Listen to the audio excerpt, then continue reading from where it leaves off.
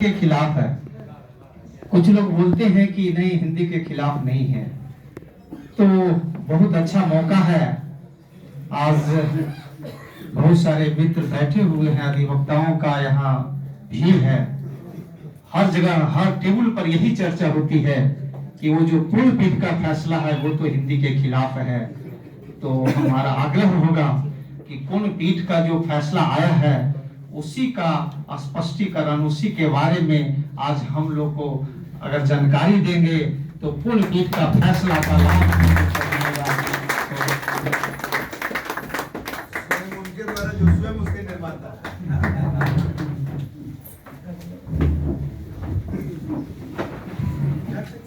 उन महिलाओं को बिठाओ, आगे से चैम्बर से निकालो।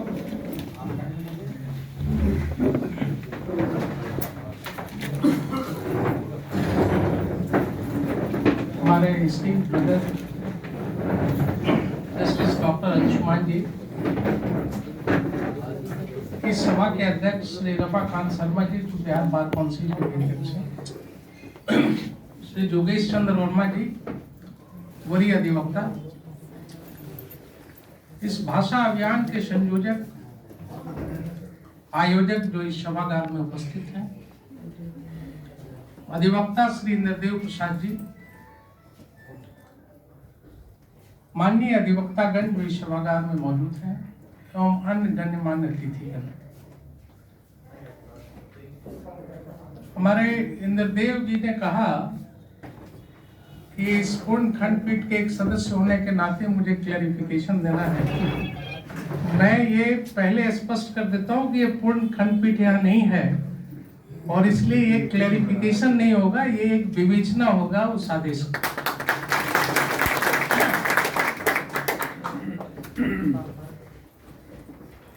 बहुत पहले डॉक्टर सीवी रमन जो बहुत बड़े साइंटिस्ट थे, उन्होंने कहा था कि हम लोगों को साइंस विषय जो है वो भी मदर टंग में पढ़ाना चाहिए बच्चों को। अगर हम ऐसा नहीं करेंगे तो बहुत जल्दी ये साइंस जो है ये एक ऐसा चीज हो जाएगा जो सिर्फ इंटेलेक्चुअल्स लोगों की चीज समझी जाएगी और ये घमंड की चीज हो जाएगी। उन्होंने एक शब्द का उसमें कहा था कि it will become a high bro activity. तो हाई ब्रो एक्टिविटी मीन्स ये एक सिर्फ इंटेलेक्चुअल लोगों की चीज रह जाएगी। कुछ लोग ही इस पर अपने तरीके से घमंड करेंगे। साइंस को जब तक आप मदर टंग में नहीं पढ़ाएंगे, ये जो सामान्य लोग हैं उनकी एक्टिविटी नहीं रह जाएगी। तो उसी तरह अब आप उसको अगर कानून के संदर्भ में लें तो वही बात लागू होती है। आज देखते हैं, एक वकील होने के नाते भी और एक जज होने के बाद भी कई बार ये देखने का मौका मिला कि हमारे बीच कई अधिवक्ता ऐसे हैं जो बहुत अच्छे से अंग्रेजी में पिटीशन को ड्राफ्ट नहीं कर सकते, लेकिन फिर भी वो किसी तरह गलत भी कोशिश करते हैं कि हम अंग्रेजी में लिख करके पिटीशन फाइल करें। कहीं ना कहीं उनकी ये मानसिकता है, उनके अंदर ऐसी समझ है कि साहब हमें हाईकोर्ट में अंग्रेजी में ही पिटीशन दाखिल करना है। शायद आर्टिकल 348 ऑफ द कॉन्स्टिट्यूशन जो हमारा है, जो संविधान है, वो भी यही कहता है कि हाईकोर्ट और सुप्रीम कोर्ट की भाषा अंग्रेजी होगी। लेकिन अगर हम बारीकी से देखें आर्टिकल 348 का क्लॉज 2, तो उसके अंदर ऐसा प्रोविजन किया गया है कि राज्य सरकारें जो हैं, जो स्टेट है, उसको ये पावर दिया गया है कि वो चाहे तो इस विषय में कानून के द्वारा ऐसा प्रावधान कर सकते हैं जहां की हिंदी भाषा मतलब अपनी मातृभाषा जो है उसमें भी पिटिशंस फाइल हो सकते हैं, बहस हो सकता है। ऐसे बात नहीं है, हमारे यहाँ बिहार में भी आज नहीं 1972 में एक रिजोल्यूशन पारित किया गया जिसके द्वारा माननीय उच्च न्यायालय में भी सिविल और क्रिमिनल प्रोसीडिंग्स में केसेस में हिंदी में पिटीशंस एफिडेविट्स फाइल करने की बात कही गई है। उस रिजोल्यूशन में एक बात है जो फुल बेंच के सामने रखा गया था, उसमें एक जो अपवाद स्वरूप बात कही गई है उसके खंड 2 में कि इस रिजोल्यूशन के रहते हुए भी जो रिट पिटिशंस हैं और टैक्स रेफरेंस केसेस हैं, ये दोनों इसी प्रकार इंग्लिश में ही फाइल होते रहेंगे। और यही एक ऐसा विषय हुआ उस फुल बेंच में, चूंकि वहां पर एक क्रिमिनल रिट पिटिशन फाइल किया गया था इंद्रदेव जी के द्वारा और क्रिमिनल रिट पिटिशन इन्होंने हिंदी में फाइल किया था। तो ये क्वेश्चन उठा कि साहब ये हिंदी में हो सकता है कि नहीं। हमारे फुल बेंच का जब आप निर्णय पढ़ेंगे तो आप पाएंगे कि फुल बेंच की पूर्ण पीठ इस फेवर में है, इस पक्ष में है कि रिट पिटिशन हिंदी में फाइल होना चाहिए। बिल्कुल नेकेड आइज से आप एक पैराग्राफ पढ़ें और उसमें आपको दिखेगा कि फुल बेंच ने कहा है कि हिंदी में रिट पिटिशंस फाइल किए जा सकते हैं। लेकिन अब फुल बेंच के सामने एक बात थी, आर्टिकल 348 ऑफ द कॉन्स्टिट्यूशन और दूसरा 1972 का वो संकल्प जो राज्यपाल के आदेश से पारित किया गया।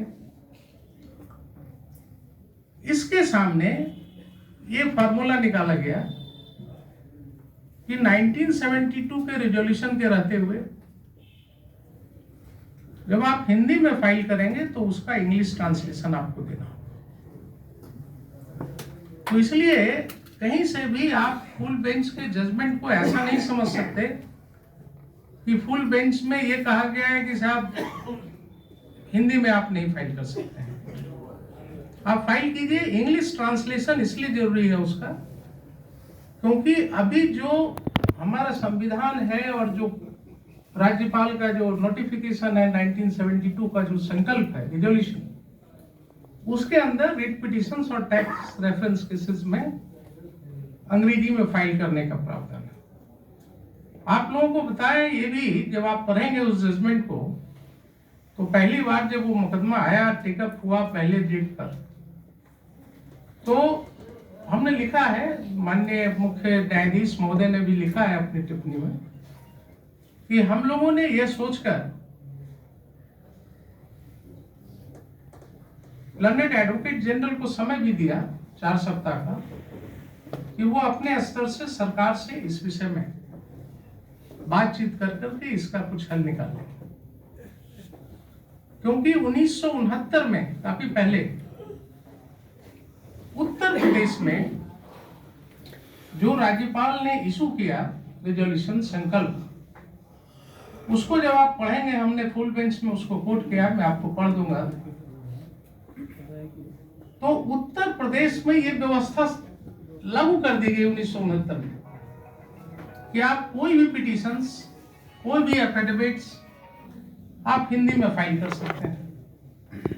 हमारे यहाँ ये एक्सेप्शन रख लिया गया जो फुल बेंच ने पाया कि ये जो खंड 2 है, जो पार्ट 2 है उस रिजोल्यूशन का, उसके अंदर ये एक अपवाद अभी भी मौजूद है और इसलिए इसका इंग्लिश ट्रांसलेशन देना जरूरी होगा। अब देखिए, जहां तक मातृभाषा में किसी काम के करने का सवाल है, इसमें तो कोई दो मत हो ही नहीं सकता कि मातृभाषा जो है वो हर किसी की पसंद है। अगर आप मुझसे पूछे तो मैं तो एक ऐसा व्यक्ति हूं जो कि बचपन में बिल्कुल मिट्टी में पल करके बड़ा हुआ। मैं घोड़े पर भी बैठ करके पढ़ा हूं। देहात के स्कूल में नहीं पढ़ा, लेकिन देहात के शिक्षक के समक्ष छुट्टियों में जब जाते थे, वहां हमारे ग्रैंडफादर कहते थे कि साहब ये 1 महीना के लिए आए हैं छुट्टी में, तो पढ़ाई लिखाई भूल जाएंगे, तो इनको जो है, जो गांव में शिक्षक होते थे किसी घर में, तो मुझे एक शाम वहां बैठने के लिए भेजा जाता था। उसका असर ये हुआ कि गांव में भी लोगों के साथ बैठना, बोरे पर बैठना, लालटेन की बत्ती चढ़ाना, ये सब मैं सीख गया शहर का बच्चा होते हुए। और जैसे जैसे आगे बढ़े तो मुझे ये चीज कहने में बड़ा गर्व भी होता है कई बार कि मैं बोरे से पर बैठने के बाद भी दिल्ली स्कूल ऑफ इकोनॉमिक्स तक पढ़ा। तो जब दिल्ली स्कूल ऑफ इकोनॉमिक्स में मैं गया तो वहां तो अंग्रेजी ही बोलना था। तो हमने डेवलप किया अपने को, क्योंकि उन दिनों हमारे समय में अंग्रेजी का जो ग्रामर होता था वो बड़ा अच्छा पढ़ाया जाता था। टीचर्स जो थे वो ट्रांसलेशन और ग्रामर बड़ा अच्छा पढ़ाते। तो मुझे बहुत देर नहीं लगा, और वहाँ दिल्ली स्कूल ऑफ इकोनॉमिक्स में क्या होता था कि वहाँ स्वयं कई बार हमारे बीच से स्टूडेंट्स जो होते थे वो खुद ही क्लास लेते थे। मतलब हम 32 स्टूडेंट थे अगर क्लासरूम में, तो एक जाकर के वहाँ क्लास लेते थे और अपने ही जो साथ में जो हमारे फ्रेंड्स थे उनको वो चैप्टर समझाते थे। तो वो काम करना पड़ता था, उसमें अंग्रेजी बोलनी पड़ती थी। तो उसको डेवलप किया। लेकिन आज भी आप देखेंगे कि कार्य करने के दौरान वो अनायास मातृभाषा जो है वो मुंह से निकल ही पड़ता है। इसलिए कि आज भी जो पार्टिसिपेशन है हमारा अपनी भाषा के साथ, जो समझदारी है, वो कहीं नहीं गई है। तो ये हर व्यक्ति की पसंद है, इसमें कोई दो मत नहीं है। जब कॉन्स्टिट्यूएंट असेंबली में लैंग्वेज डिबेट हो रहा था 1949 में, तो ये जो आर्टिकल 343 में आप लोग 15 वर्ष की बात करते हैं ना, इसके पीछे बहुत बड़ा डिबेट हुआ। और वो डेट अगर मैं आपको थोड़ा नोट करके यहां से दूं कि कॉन्स्टिट्यूएंट असेंबली की डिबेट में स्थिति ये बन गई थी कि जो कॉन्स्टिट्यूएंट असेंबली की पूरी एकता थी वो बिल्कुल डिवीजन के कगार पर पहुंच गई कि ये हिंदी जो है इसको नेशनल लैंग्वेज कैसे मान लिया जाए। और वहीं पर एक फॉर्मूला निकाला गया जिसको कहते हैं मुंशी एंगर फार्मूला। तो मुंशी एंगर फार्मूला के अंतर्गत ये तय किया गया कि साहब ये 15 वर्ष के लिए जो है इसको अभी तत्काल लागू किया जाए। और ये डेट था, देखिए 14 सितंबर 1949। 14 सितंबर 1949 को जो लैंग्वेज डिबेट हुआ उसमें ये हुआ कि हिंदी के साथ साथ इंग्लिश जो है उसको 15 साल के लिए कंटिन्यू किया जाए जो ऑफिशियल लैंग्वेज ऑफ इंडिया। और उसी के बाद आप देखेंगे कि शेड्यूल 8 ऑफ द कॉन्स्टिट्यूशन जो है वो मुंशी एंगर फार्मूला का ही देन है।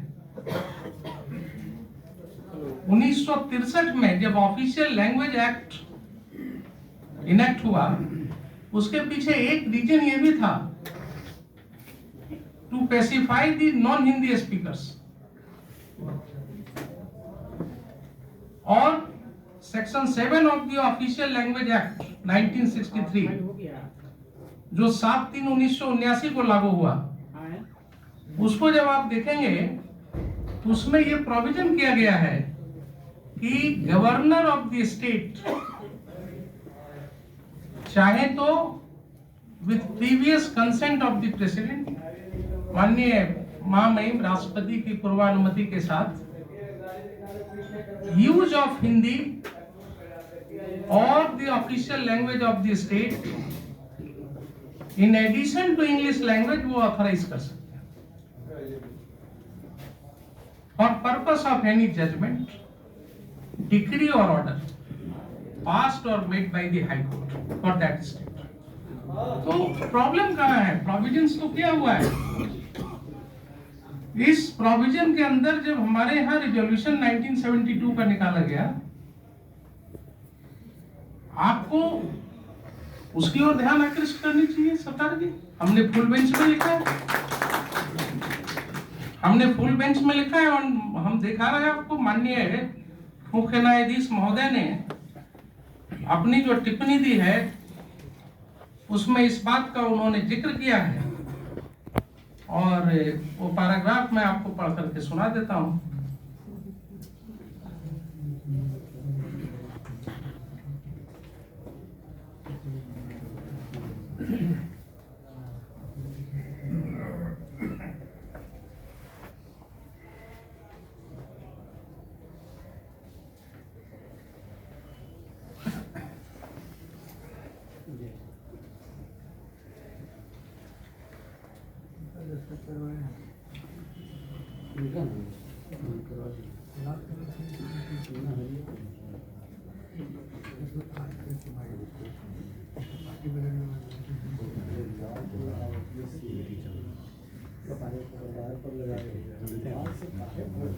देखिए ये अंग्रेजी में है, इसलिए आप मुझे परमिट कीजिएगा मैं अंग्रेजी में शुरू करूं।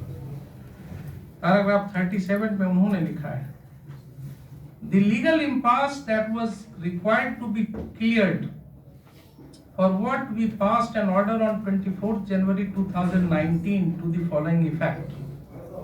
Quote, heard Sri Indradev Prasad, learned counsel for the petitioner, and Sri Lalit Kishore, the learned advocate general, as well as Sri Yogendra Prasad Sinha, the learned additional advocate general on behalf of the state of Bihar. The issue raised before this full bench relates to the interpretation of the language employed in the notification dated 9th of May 1972 in the context of the reference made for being answered by the school bench. On deliberations, we find that it would be more appropriate that if the said notification dated 9th May 1972 is revisited upon the advice of the learned advocate general. आप क्यों नहीं ध्यान दे रहे हैं इस पर? आप जब इसको डिस्कस करते हैं फुल बेंच को, तो आपका ध्यान इस ओर जाना चाहिए। जो फुल बेंच ने पॉइंट आउट किया है कि ये 9 मई 1972 का जो आपका नोटिफिकेशन है, this is required to be revisited upon the advice of the learned advocate general by the state government in order to appropriately cater to the requirement in the present context after the advent of the Constitution of India, keeping in view the fact that the state of Bihar is one of the states of Hindi heartland. और क्या चाहिए आपको full bench? लेकिन क्या हुआ? In our opinion, the option of the use of language in drafting petitions, etc., without putting the court proceedings in the High Court to any inconvenience, can be in optional languages, insofar as the presentation of petition is concerned. But it has to be in conformity with Article 348 of the Constitution of India, read with the Official Language Act 1963, as well as the binding judicial pronouncements on the issue. Thus, in order to resolve the said reference, it would be more appropriate that the matter is revisited by the government and an appropriate information is made available to this court for proceeding further in the matter. So there is already, the full court has expressed its opinion It is for you to take up this at appropriate level. Therefore, Indradev जी ने जो कहा, इसको आप जब बारीकी से पढ़ेंगे तो फुल बेंच ने आपकी जो मातृभाषा के प्रति प्रेम है वही फुल बेंच ने दर्शाया है।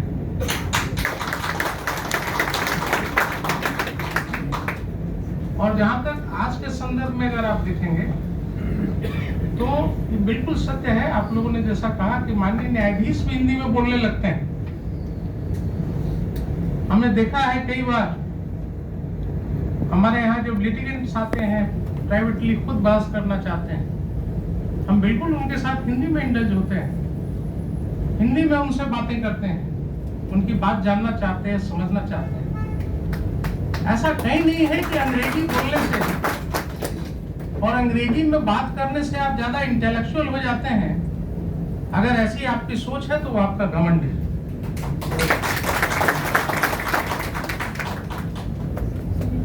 तो हमारा मानना है कि आज जो मातृभाषा अंतर्राष्ट्रीय मातृभाषा दिवस है और ये यूनेस्को ने दिया है हम लोगों को, आप लोग इस मातृभाषा दिवस पर ये आयोजन कर रहे हैं। जो आंदोलन है जो कभी वर्षों पहले शुरू हुआ उसको आप जीवित रख रहे हैं, ये बहुत अच्छी बात है। मातृभाषा के प्रति हर व्यक्ति को प्रेम होना चाहिए। हमें भी प्रेम है, आपको भी प्रेम है, और उम्मीद है कि आप इस मातृभाषा के विषय में जो सोचते हैं उसमें आप आगे और सफल हों।